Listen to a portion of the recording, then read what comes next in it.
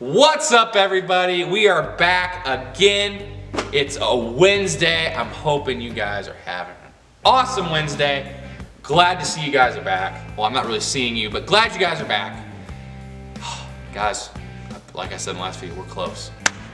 This weather is about to break here in Illinois, and I am like still on this, like, I don't even know, like this, like it's almost time. Let's go fishing. Also, working on another giveaway. I think I figured out what I'm gonna give you guys. We are gonna announce the new giveaway Monday, this upcoming Monday, at the end of hopefully our Bass Pro video. Remember we talked about that last video. If you watched the last video, I'm taking a trip to Bass Pro this Friday. I'm gonna get some footage and make a video that'll go up Monday. I'll still have a video for Friday. I'm gonna shoot one in advance so that you guys have one, so you guys can still watch it and drop at 3 o'clock. But besides that, guys, it's awesome. Remember, Instagram giveaway though is at 175 followers, and all that info and all that announcement is gonna be done on the Instagram. So just make sure we get to 175 followers and we'll do a giveaway, which will be awesome, all right? But if you haven't followed, follow. There'll be a link below. Please go follow us, please, please. Okay? All right, so I know you guys are ready for fishing. I'm so ready for fishing. And guys, we are so close. We're almost done with these videos because I'm not gonna have a chance to give you guys any more tips because the year's gonna be here. So today, we're gonna look at my assortment box that I have in my tackle box, which is kind of a mix of a few top water baits. I don't have a lot of top water hard baits, and like my jerk baits. So that's what we're gonna cover today. Jerk bait is a very good springtime lure. Some of these top waters, you're gonna have to wait for it to warm up a little bit, kind of midsummer or a little later in the spring. So, but we are gonna go over the jerk bait quite a bit today because it is a very good springtime lure. One of the ones that a lot of guys recommend you throw early in the year. So we'll cover that and we will have a blast. So let's get started. We'll go ahead and start with the top water just because we're quite not there yet in the year, which is totally fine. So we're gonna start right here. We kind of brought this up in my like overall tackle view. This is a jitterbug. I'm not sure how many guys have fished with this. It's a real good bait, I would say. This is the first bait I ever owned. Not this exact one, but this color, this style. My dad got it for me as a gift. I think a birthday gift when I was like 5 or 6, and I fished this thing all the time. I loved it until I got older and started getting my own baits, started getting new things. So I have one jitterbug in here. You fish it like a buzz bait. You just you retrieve it and it bubbles on top of the water and goes like a motion like this. I got a couple poppers, a couple like pop R's. I got this Booyah popper as well. So I've got a couple of those different colors. I've got the generic, the world famous pop R, Rapala pop R, just the general color that a lot of people get. This is the color that I always got. Seemed like that was the one they had the most of.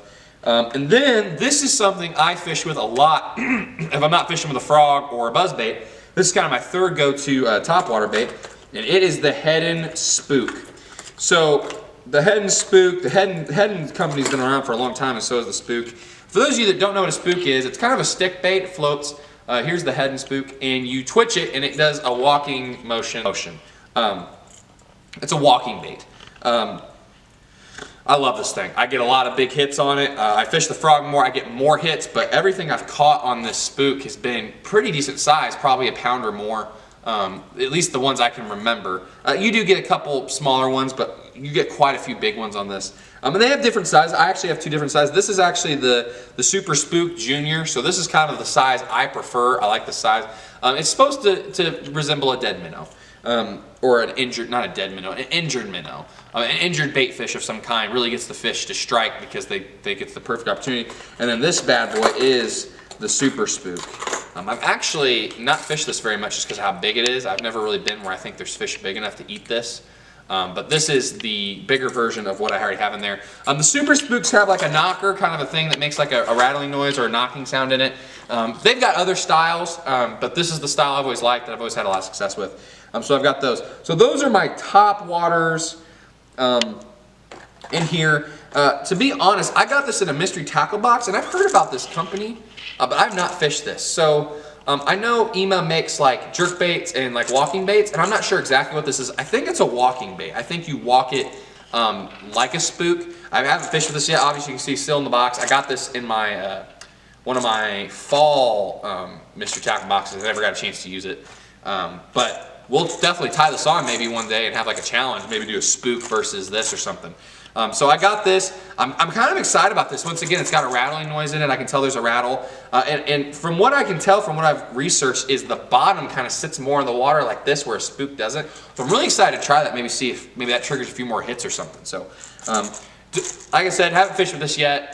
This is why I love Mr. Tackle Box. If you are not subscribed to Mr. Tackle Box, you need to go check them out. For like 30 bucks a month, you get like $50 to $60 worth of lures, and it's awesome. Mr. Tackle Box is awesome. We did a couple unboxings. We should have one coming up real quick. My March box should be coming any day now. But I got this in here, and this is why I love the Mr. Tackle Box, because I would never have bought this, or I don't know if I'd ever pick this up. But I got it, and I get to try it out and see what it's like. So shout out to Mr. Tackle Box for helping me find new tackle. But that is all my top waters in here. So now we're going to go over my jerk baits. So I don't have a specific brand of jerk bait. I know a lot of people like to buy kind of more expensive ones. I don't jerk bait fish enough to really, buy like the $20 to $25 ones. But the ones I do use that I really, really like are the Strike King KVD jerk bait. So this is one of them. I've got one tied on my pole that has 3 trebles, but I use the KVD ones. And then the other ones I use are the Bass Pro XPS. We talked about XPS in a previous video. XPS is Bass Pro's tackle company per se. It's if you go to like Shields, they've got Shields Outfitters, like their brand. That's Bass Pro Shop's brand of tackle. I told you guys in the video, I've never had an issue with XPS. I think they make a great product. I think it's just as good as the other brands, and it does great. I love them. So we got this color, kind of a dark black color. I actually made a trip to Bass Pro about a month ago or so, and I actually got this guy there in the sale bin. They had quite a few jerk baits in the sale bin. So I got this guy, that color, and then I got these 2 different styled ones. I got this color, like the silver. It's got some red and gold on it, like that. A little smaller profile than the other ones, which is good. Sometimes, if you're in a place where the bait's a little smaller, that's good. And then also I got this kind of like gold, it's kind of clear gold color that, I think this really resembles like a silver shad, which shad a lot of times are silver. So those are my jerk baits, and that's kind of what we're going to talk about today, because jerk baits are great springtime lures. We've talked about lipless crankbaits already. We've talked about spinner baits, chatter baits. We've talked about plastics. We've talked about all these different baits, normal crankbaits. A jerk bait, I really feel does the best job of resembling kind of an injured shad, because that's what they're going for. That's what that bait is supposed to look like. A crankbait can, be used to look like just a bait fish swimming. These jerk baits are really designed to resemble that injured action, and and throwing them in the spring, especially, as I talked to you about the weather warming up, we're going to be going into pre-spawn where they're really going to start eating. Those bass are going to look for those, the slower bait fish. They're going to want to pick off kind of the weakest of the group.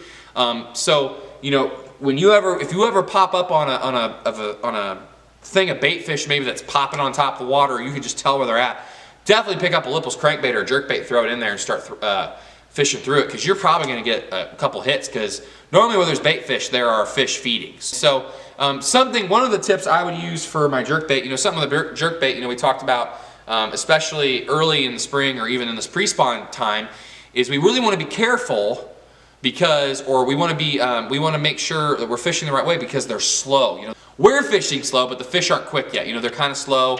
They're not quite up to speed yet. They're still kind of waking from their winter slumber. They're starting to fatten up for the spawn. Jerk baits are great because of the speed you fish them. You're going to jerk them a couple times, and then kind of let it sit there, and you're going to jerk it again. So it's a very well, we talked about presentation, but also just the speed at which you fish it. It's easy to kind of keep it slower and be able to fish it. You get a lot of strikes because it's easy to get. One of the tips that I've learned, that I've heard from other people, and from Kevin Van Dam. Kevin Van Dam's a huge jerkbait fisherman. I actually watched a video of his, and this is where I got this tip, and I've used it and it works, is you don't want, when you're fishing your jerkbait, for your line to be constantly tight. In order to take advantage of that action we talked about, that injured minnow action, you want there to be slack in your line. So something you're going to do is you're going to create a little slack, jerk it twice, just reel it up just enough so that you can jerk it again, but you still want slack. That's the only way you're going to be able to take advantage of that jerk action. You know, and once again, it's really hard for fish not to try to feed when they see that injured action. It's almost like instinct. They see an injured bait fish and they think easy meal and they go for it. You know, a lot of times people ask me, you know, what color should I use? What color of crankbait do you use? What color of jerkbait? You know, things like that. And something that I, you know, try to tell people is, you know, what do the bait fish or what the fish feed on, what the bass feed on, what do they look like in your area? You know, something I really try to do is I want to try to resemble the bait fish in our area as close as possible. So, you know, we talked about those red-eye shad. You know, it's kind of a craw color. There's some crawfish in the lakes where I fish. And I don't know if you've noticed, a lot of my other crankbaits and like my jerk baits and stuff in there are lighter colors. Or, you know, I've got that really bright jerk bait, you know, for muddy water, but a lot of my baits are lighter colors because up here we've got a lot of lighter bait fish. You want to try to resemble whatever the bass are feeding on where you're going or where you're at. And that's just the easiest tip. You know, what are the fish eating? If they're eating silver or light colored shad, you want to have light colors, a silver color. You want to resemble that. You want it to be as close to what they're actually eating as possible, because that's going to help them strike just as much. Because if it looks natural, if you're fishing, you know, a really good presentation and it looks exactly like what they're eating, like I said, they're not going to be able to resist. They're going to have to hit it. It's the perfect bait because you fish it a little slower. The main tip is to make sure there's that slack in that line so that you get the full action. You know, and something else too that I heard Kevin Van Dam talk about is, you know, jerk it a few times and let it sit there for a second. You know, let it kind of suspend, maybe start floating back up a little bit, and then go ahead and pop it a few more times. All right, guys, thanks again for tuning in. We're done for the day.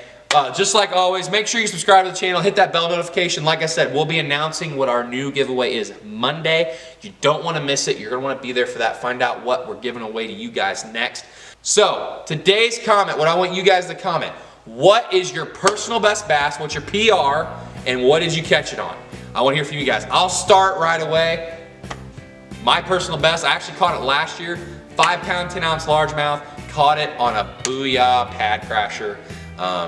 We're actually, and that's a great kind of intro, because Friday, for the video I'm going to capture you guys Friday, we're going to talk about my frogs. And like I've told you about, I love my frogs. I love some frog fishing. So that's my personal best. I want to hear from you guys. What's your PR? What'd you catch it on? You don't have to tell me. Don't tell us where you caught it, because that'll give away your secret spot. All right, you gotta take care of those spots, because guess what? I ain't telling none of you where I caught mine. Anyways, make sure you follow us on social media. Remember, we've got that giveaway coming. You're not going to want to miss it. So if you haven't followed yet, go follow us down there. Go check out our other videos. I'll put some links at the end of the video so you can see it. And guys, that's it. Like I said, we're like 3 days away from fishing. I'm so excited. Besides that, guys, keep it up. Fish on. Peace.